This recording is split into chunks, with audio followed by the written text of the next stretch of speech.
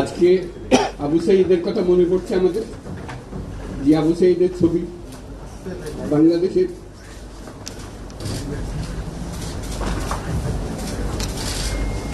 প্রতিটি মানুষের মনে গেছে আছে, এটা কেউ বলতে পারবে না। কি অবিশ্বাস্য একটি সাহসী দিবস।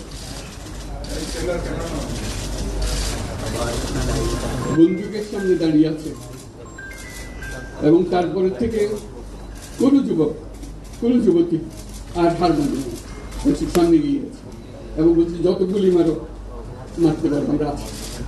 তো যার কারণে এটা সারা বাংলাদেশ জুড়ে এই আন্দোলন ছড়িয়ে গেছে এবং যার কারণে বাংলাদেশ এই দ্বিতীয়বার স্বাধীনতা অর্জন করল। এই স্বাধীনতাটা আমাদেরকে রক্ষা করতেই হবে, শুধু রক্ষা করার নয়, এই স্বাধীনতার সুফল প্রতিটি মানুষের ঘরে পৌঁছাতে হবে, তা না হলে স্বাধীনতার কোনো দাম